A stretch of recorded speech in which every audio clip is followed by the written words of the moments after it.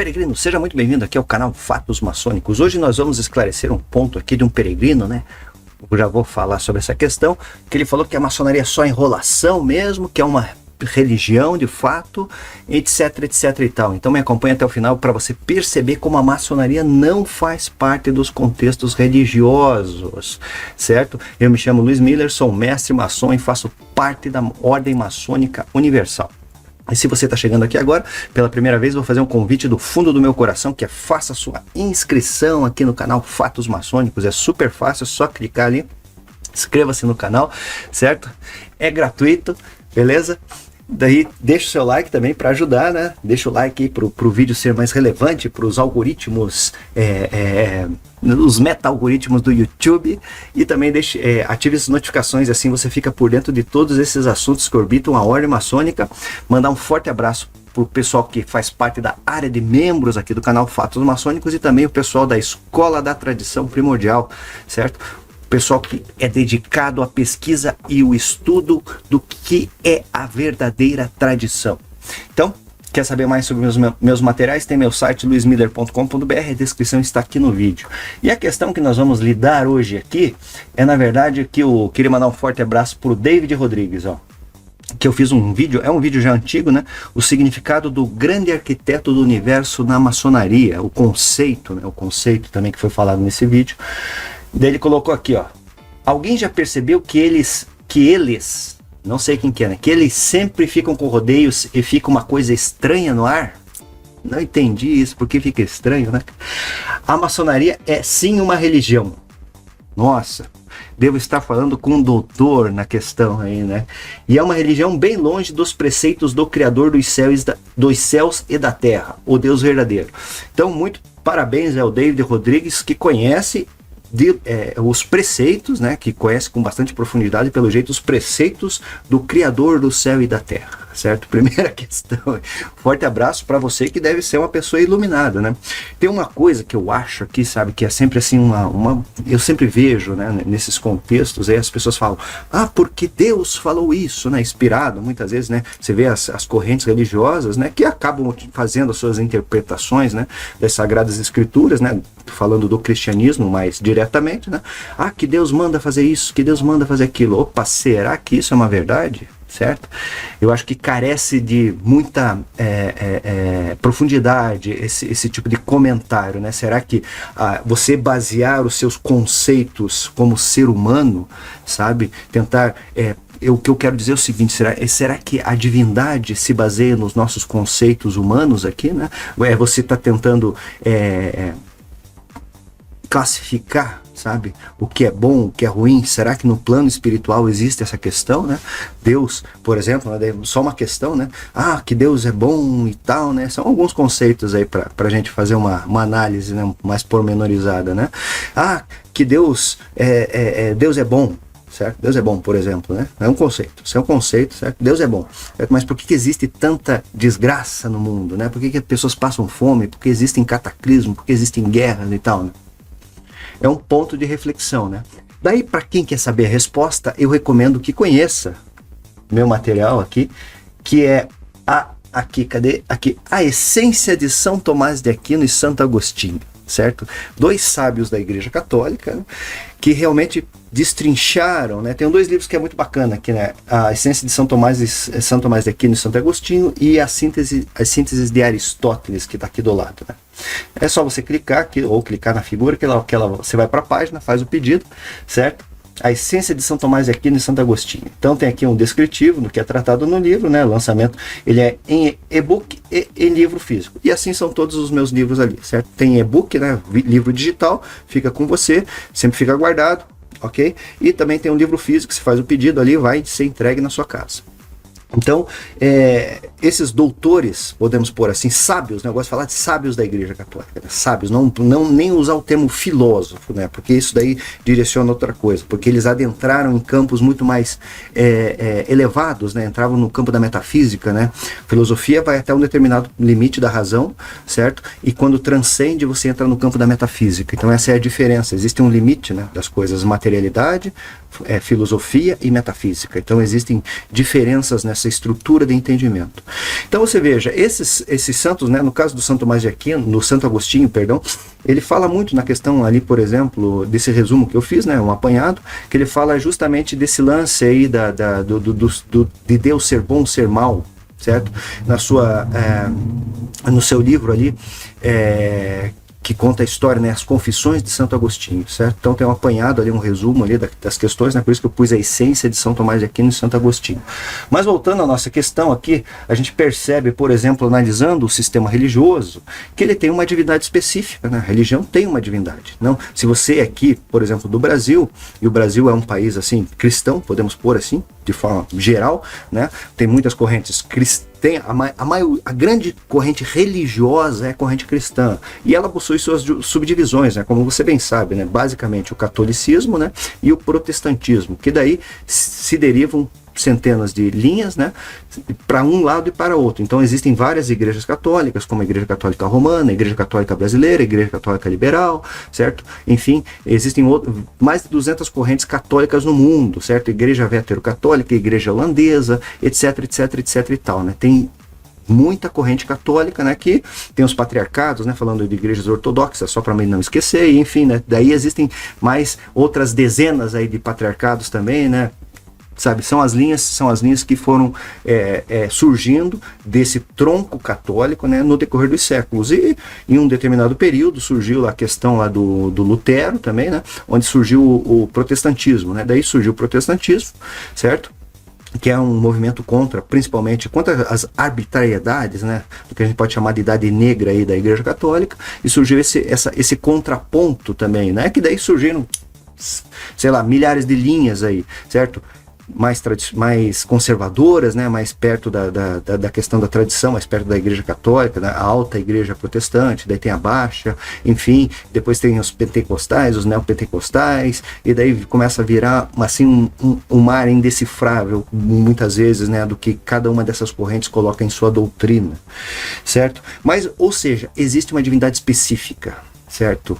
Dentro do contexto tradicional de uma religião também existe a questão sacerdotal, né? Sacerdotal. Então você pega a Igreja Católica Romana, por exemplo, você vai ver que tem padres e bispos, né? E daí tem um bispo de Roma, que é o Papa, que ele seria o rex, né, o rei, na questão ali dentro da sua linha religiosa, e ele seria o pontífice entre o céu e a terra. Então ele é a representatividade de Deus manifesto aqui na terra, né? Ele é a ponte principal que leva o peregrino, no caso católico, né, para a divindade, certo? Então ele faz essa ponte, certo? O bispo, ele é um grau elevado, né? É um grau que entra nos mistérios maiores, e ele tem, entre outras atribuições, fazer os óleos santos e também fazer padres, né?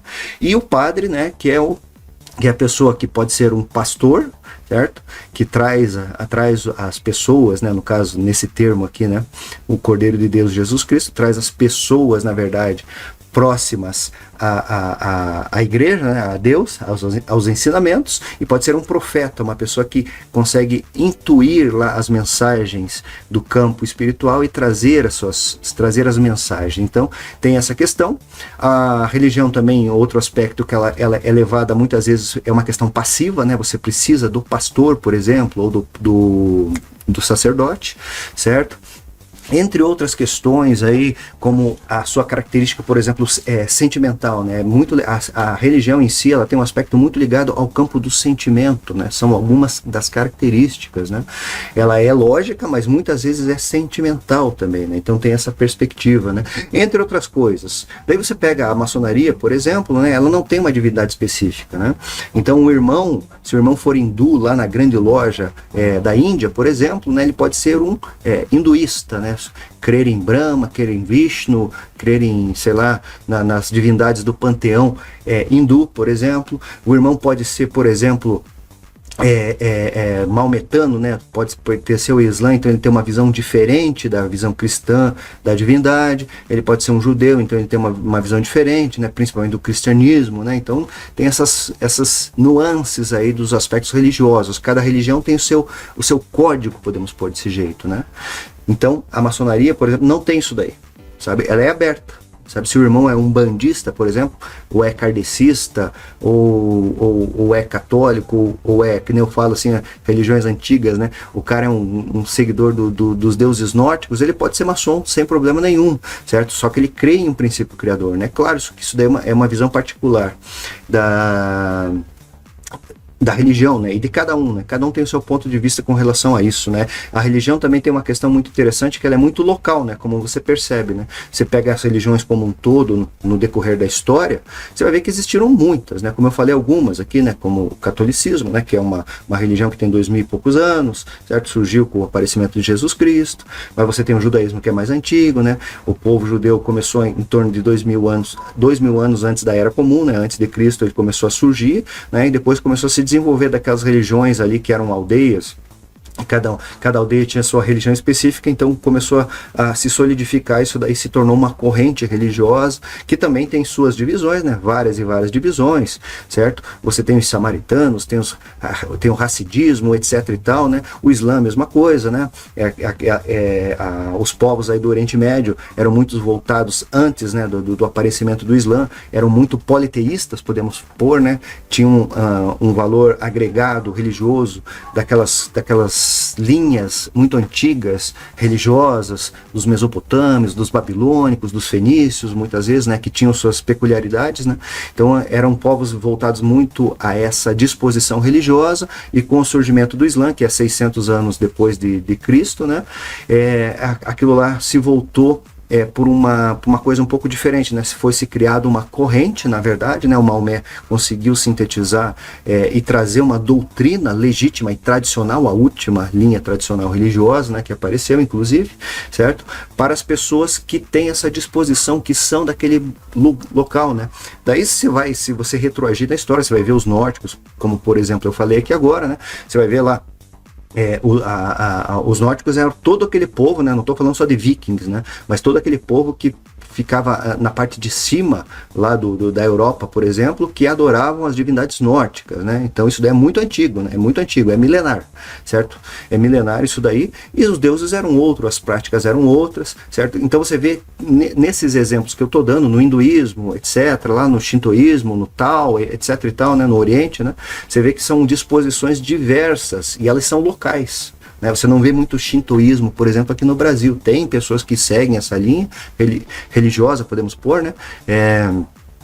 Mas não é uma coisa comum, certo? Porque ela é local lá do Oriente. Os nórdicos, esse exemplo dos nórdicos é legal, porque daí você entende bem o contexto, né? Eles tinham a sua estrutura, é um determinado local e um tempo diferente desse tempo que a gente vive aqui. Então a religião tem essa característica, certo? Tem essa característica. A maçonaria não. Se você observar, na verdade, ela é um movimento que veio se desenvolvendo, né, a partir da intelectualidade e do agregar, do suprassumo do conhecimento humano, mas ela é universal, sabe? Ela não existe só na França, ou só na Inglaterra, ou só aqui no Brasil. Ela existe como um todo, né? Todos os países que promulgam essa questão da liberdade, por exemplo, tem a maçonaria, existe a maçonaria. Até alguns que são meio esquisitos, né? Como Cuba, por exemplo, né? Tem lá, porque tem o regime lá deles, né? Não vamos entrar no mérito, né? Que mais é um regime mais fechado e tal. Lá em Cuba existe a maçonaria, caso você não saiba, né? Em outros países aí também, né? Então acontece na Coreia do Norte, eu acho que não, né? Então, você veja como é uma diferença. A maçonaria, ela tem esse aspecto universal, enquanto a religião é muitas vezes local, né? Claro que às vezes é grande, né? Como a questão do cristianismo, com o desenvolvimento do Império Romano, né? Essa prática religiosa, ela foi se propagando, né? Mas tem que se conhecer a história, a antropologia, o desenvolvimento para entender. E fazer um comparativo, né? Então a maçonaria não tem uma divindade, né? Se crê num princípio criador, e por isso que eu falei lá de São Tomás de Aquino, Santo Agostinho e Aristóteles, certo? Porque o Aristóteles foi o que cunhou a questão justamente do motor imóvel, né? Que o São Tomás de Aquino usou para são as como é que chama no livro, as evidências da existência de Deus, certo? Usou esse argumento aristotélico para provar a existência da divindade. Então você veja como é isso, né? E a maçonaria utiliza essa questão muito neutra, né? De um princípio criador, certo? De um princípio criador. Não somos coincidências cósmicas, né? Do destino, podemos pôr desse jeito, né? Que foram evoluindo nos milênios e milênios e chegamos aonde estamos aqui, né? Então não somos uma série de coincidências. Teve um dedo de Deus aí, certo? Para que houvesse essa atualização, como falava o próprio Aristóteles, né? Então essas aqui são algumas características, né? Não tem um Deus específico, né? Isso é uma particularidade da religião e cada um tem a sua. Não é sentimental, né? A maçonaria ela não tem esse aspecto do sentimentalismo, né? Ela é lógica, sabe? E busca a suprarracionalidade. Ela também, por exemplo, não tem dogmas, né? Certo? Não tem dogmas incontestáveis. Se você observar a maçonaria como um todo, como corrente, claro, algumas correntes colocam alguns princípios ali, certo? Mas não existe dogmas dentro da maçonaria. Na religião existe, né? Por exemplo, Jesus, dentro do catolicismo, a religião fala o seguinte: dentro do catolicismo tem vários e vários dogmas, né? Primeiro, que Cristo é Deus. Existe a Santíssima Trindade, é outro dogma, certo? Maria é a mãe de Jesus, é uma santa. São dogmas incontestáveis, certo? É importante que o católico conheça os códigos, certo? O código de direito canônico, né? O que rolou aí no decorrer dos séculos nos vários e vários concílios, né? E tenha isso muito bem solidificado, certo? Na verdade, direciona a sua fé. Conhecer a doutrina direciona a sua fé, certo? Não precisa concordar ou não concordar, mas daí você está sabendo onde você está se enfiando. Então, são algumas peculiaridades, algumas diferenças com relação à religião e à maçonaria, certo? Não tem seguidores a maçonaria, né? Na religião você tem leigos, tem seguidores, certo? Na maçonaria não existe isso daí, certo? O irmão, ele se coloca, né? E aí é outra questão, né?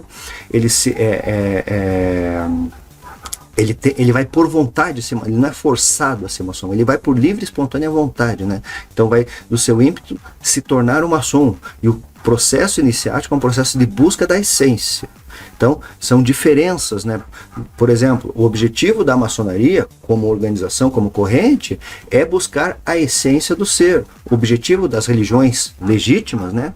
Certo? O objetivo principal da religião, certo? É o religar do homem com a divindade. Você vê que são questões diferentes, né? E eu não estou falando que o homem é Deus, certo? Ou que isso é uma loucura toda, negativo, certo? O princípio maçônico é a busca da essência, o conhecimento até o limite dos mistérios menores, certo? Diferente da religião. A religião não tem essa busca essencial, né? Tem a questão da comunhão e da religação, é um outro caminho diferente, beleza? Então aqui eu só coloquei assim, meio que vamos dizer até en passant, essas histórias todas com relação do que se trata as organizações maçônicas e por que ela não é uma religião, certo? Por mais que as pessoas que têm entendimentos diversos e equivocados muitas vezes achem que é. Maçonaria, ponto, não é religião. Existe dentro da nossa estrutura cósmica, né, podemos pôr assim, cosmo, quando eu falo cosmo, uso o termo pitagórico, cosmos, né? A proporção visível e invisível, né? Então ela é subdividida em aspectos do limite da metafísica, que abarca tudo, e daí nós temos linhas religiosas que têm suas peculiaridades, que algumas foram citadas aqui, e linhas iniciáticas, né, que têm suas outras peculiaridades, seus outros objetivos diferentes dos aspectos religiosos, ok? Mas eles são todos abarcados pela questão da metafísica, do campo espiritual. Nesse vídeo de hoje eu vou ficando por aqui, espero que tenha esclarecido essa questão aqui para o David Rodrigues, né, que duvidou, né, acha que, primeiro que ele manja o que Deus quer, e que fala que a maçonaria é uma religião, sim. Não é uma religião, certo? É só você olhar as estruturas, sabe? Não precisa ser um Einstein para ver isso daí, mas é só ter assim, o capricho, né? Assim, a vontade de querer entender com mais profundidade as coisas. Nesse vídeo de hoje eu vou ficando por aqui e convido você a conhecer meu curso A Tradição Maçônica em Vídeo, o link está aqui embaixo. Até o nosso próximo vídeo, um fortíssimo e grande abraço. E lá eu falo bastante, né, na tradição maçônica que tem em livro e em vídeo, né? Eu falo bastante dessas diferenças dos contextos religiosos, né? Tem vídeo também, que é a tradição maçônica. Então aproveite. Então, nosso próximo vídeo, um fortíssimo e grande abraço.